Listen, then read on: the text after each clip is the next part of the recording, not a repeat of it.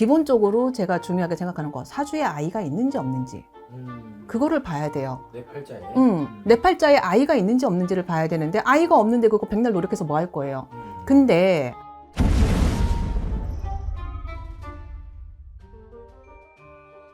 네, 안녕하세요 선생님. 교수님도. 아 대표님 죄송해요. 제가 오늘 상태가 안 좋아가지고. 아니, 웃으시니까 보기 좋습니다 선생님. 감사합니다. 연말 되면은 항상 조금 많이 들어오는 분들이고 우리 집에 조금 더 많이 오시는 분들의 특징 중에 하나가 아이를 갖고 싶으신 분들. 네. 네. 아이를 갖고 싶은데 아이가 안 생겨요. 아이를 갖고 싶은데 아이가 자꾸 흘러요.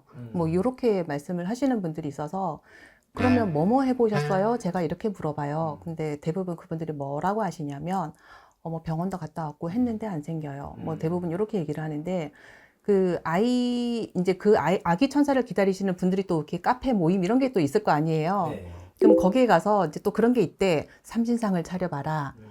또 뭐를 해봐라. 어디에 가서 기도를 해봐라. 어디에 뭐 가면 무슨 나무가 있다. 무슨 돌이 있다. 뭐 이런 게 있는가 봐요. 맞아요, 있어요. 그 얘기를 하시더라고요. 그래서 제가 생각하는 아기 천사를 기다리시는 분들한테 드리고 싶은 말씀, 그 다음에 더불어서 삼신상, 삼신을 받아야 된다고 얘기를 들었던 분들한테 제가 드리는 그냥 제 생각, 그거를 좀 정리를 해드리고 싶어서 저는 그렇게 얘기를 해요. 아기 천사를 기다리면 제일 첫 번째는 다른 거 다 필요 없어요. 병원에서 진단을 받았을 때 이상이 있는지 없는지 저 그거부터 물어봐요. 뭐 이상이 있는데 암만 기다리면 뭐 할 거예요.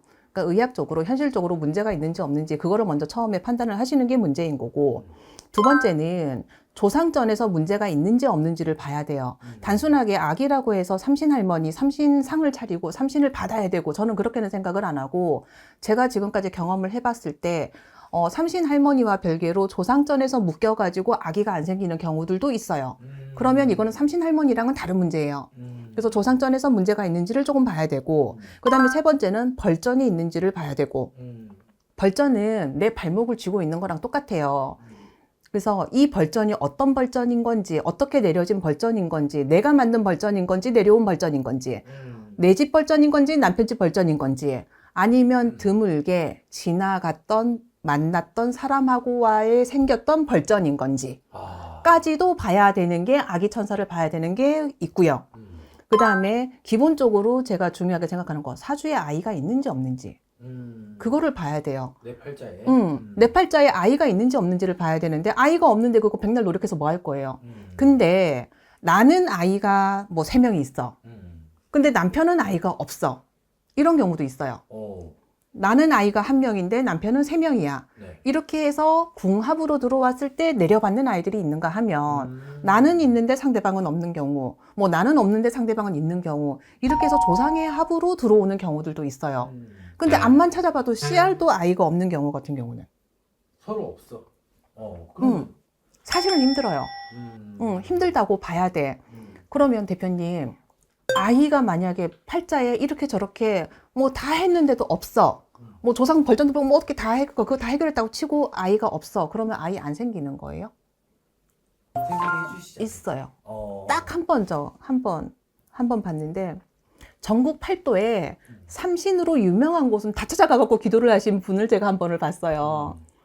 결국에는 생기더라고요. 진짜 끈질기게 바짓가랑이 잡고 할머니 치마자락 붙잡고 애기 주세요 한 집이겠죠. 전국에서 유명하다고 하는 삼신으로 유명하고 아이가 생긴다고 뭐 이렇게 속설이 있고 뭐 이렇게 돌을 만져야 되고 뭐 이런 곳들은 다 찾아다녔대요. 거기는 진짜 정성이 하늘을 감동해서 아이를 받은 경우예요.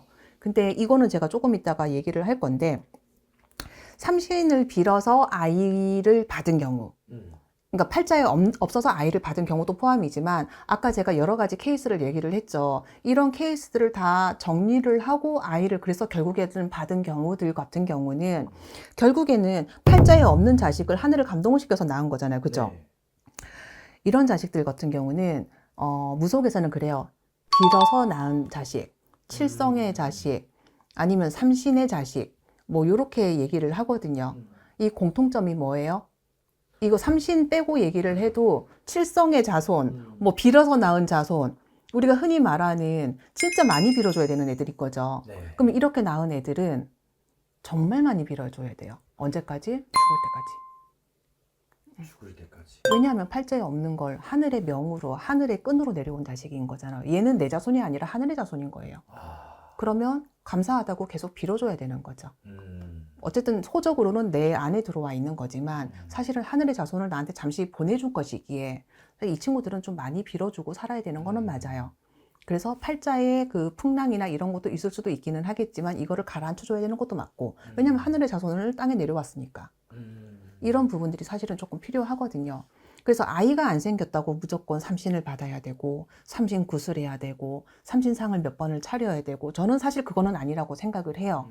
근데 다들 간절하게 오시잖아. 네. 간절하게 오시면 적어도 어느 정도의 절차는 있다는 거는 아셔야 되고, 이 절차를 행한 후에 어쨌든 목표가 있어서 그 절차를 행하셨겠지만 이 결과를 받으셨으면 이 결과를 감당하는 목도 내가 뒤에 책임이 따르다는 거, 그거를 조금 기억하고 싶어서 이 얘기를 하고 싶었었어요.